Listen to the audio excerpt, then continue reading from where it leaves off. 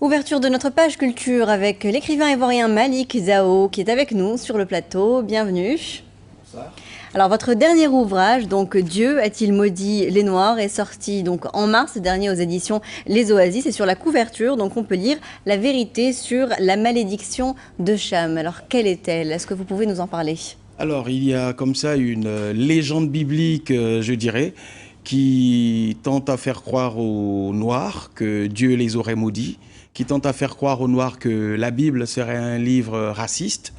Et moi, justement, j'essaye de regarder à l'intérieur de la Bible pour savoir si cette malédiction existe et si aujourd'hui, en 2012, cette malédiction peut avoir une incidence sur la vie des Noirs.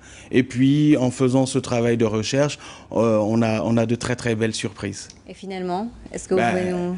Finalement, moi je dis, Dieu ne peut pas avoir créé un continent, ne peut pas l'avoir doté d'autant de richesses et le maudire par la suite. Et puis quand on regarde bien au travers de la Bible, il y a eu une malédiction, mais elle ne vient pas de Dieu, elle vient de quelqu'un, mais pas de Dieu. Donc vous nous laissez découvrir ça dans le livre. Voilà, suspense. Comment vous est venue l'idée clairement pour écrire cet ouvrage? Alors l'idée m'est venue à partir d'un constat. J'ai longtemps observé mes frères noirs, je suis noir et fier de l'être, j'ai longtemps observé des noirs comme moi vivre dans une sorte de sinistrose ambiante, dans une sorte de catastrophisme. Chaque fois qu'il y a des pandémies, chaque fois qu'il y a des coups d'État, chaque fois qu'il y a... une sorte de fatalité. Voilà, de fatalité. Ah oui, de toute façon, depuis la nuit des temps, c'est parce que Dieu a maudit le peuple noir. Et moi, je pars du principe que non, il y a eu aussi des catastrophes dans d'autres pays qui s'en sont relevés. Si les Noirs, si l'Afrique ne s'en est pas relevée, la faute en revient peut-être pas à Dieu, mais est-ce qu'on n'a pas une part de responsabilité dans cette affaire?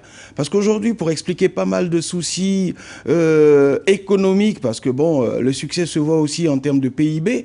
Une part de responsabilité, qu'est-ce que vous voulez dire par là? Mais quand je parle de responsabilité, je parle, c'est vrai, l'Occident a sa part de responsabilité, mais encore une fois, les premiers responsables, c'est les Noirs. Quand il y a eu l'esclavage, c'est les Noirs qui allaient capturer d'autres Noirs pour les Blancs. Ça, il faut le dire, il faut l'assumer. C'est-à-dire vous appelez à plus de solidarité, c'est ça? Plus de solidarité, plus de responsabilité, et puis il faut se bagarrer, il faut se battre.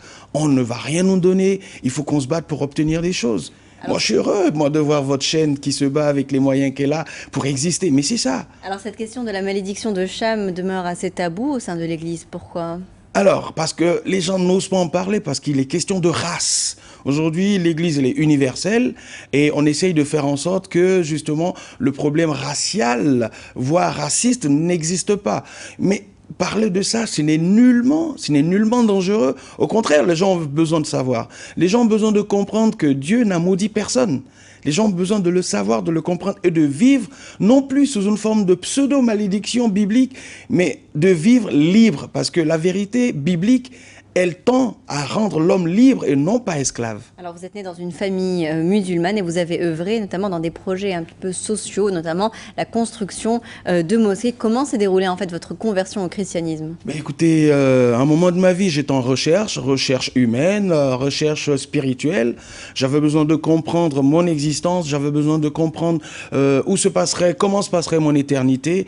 Et ces questions-là, je ne les trouvais plus dans le livre que je lisais, dans les prières que je faisais. Dans l'islam. Et puis, de fil en aiguille, je suis tombé amoureux d'une femme dont la mère est chrétienne. J'ai eu dans mon équipe de basket un joueur chrétien engagé. Je dois dire que c'était les deux domaines très importants de ma vie à cette époque-là. Donc c'est votre environnement. Voilà, mon environnement immédiat a fait que, voilà, et j'en suis heureux. Alors Malik Zao, je rappelle que vous êtes écrivain, mais également donc ancien joueur international de basketball, et vous avez écrit donc Dieu a-t-il maudit les Noirs, donc paru aux éditions Les Oasis. Merci d'avoir accepté notre invitation. C'est moi qui vous remercie.